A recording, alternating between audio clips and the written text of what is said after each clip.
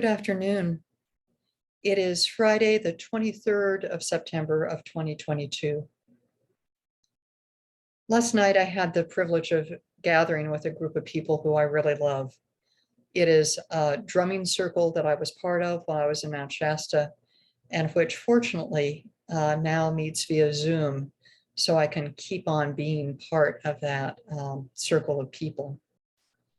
We were celebrating the autumn equinox together, and we followed our usual pattern of creating a ritual space for ourselves, calling in our guides and teachers, doing a healing round to honor and bless the people who had asked for healing for our prayers, and then using chant to quiet our minds. And when we've done our preparation, then Della, who is our guide, who is our leader, drums for us. And she will drum for 3 different journeys during the course of the evening.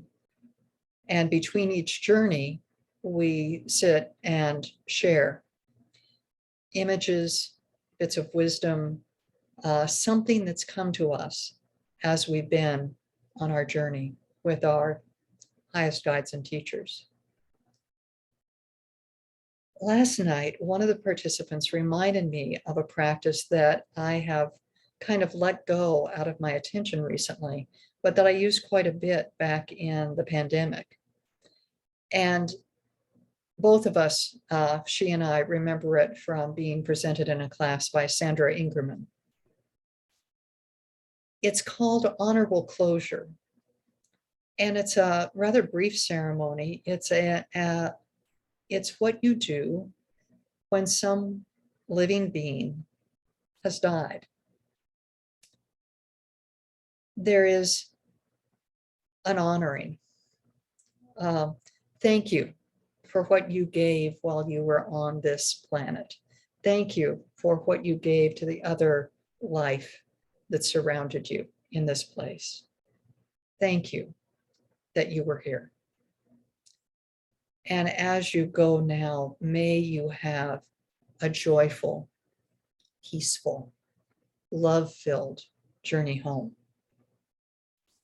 And then there's this sense of allowing that life energy to simply go back up into its light form, returning to the source from which it came. The woman who was sharing last night was talking about envisioning herself standing near her property, where she had a view out across an area that suffered forest fire this summer. And just envisioning every layer of life that had been in that view, from microscopic organisms in the soil to grasses and plants and animals and people and all of the different layers of life.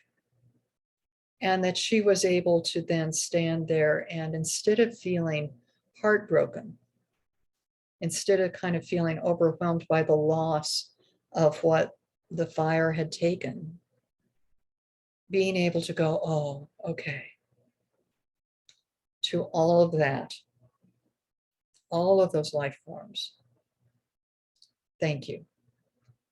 Thank you for what you came together and made here. And thank you for the way in which it blessed all the other creatures around you. And thank you for coming. Thank you for being here. And now I wish you a joyful and love-filled journey home.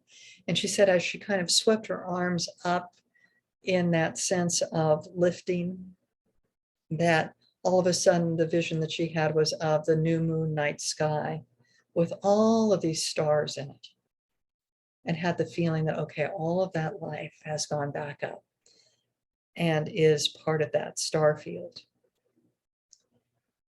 And I was so grateful that she shared that.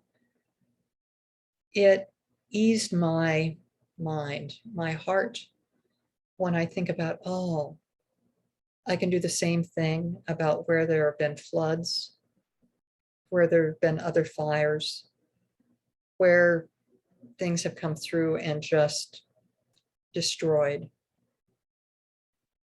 that I have this way of blessing those lives on their way.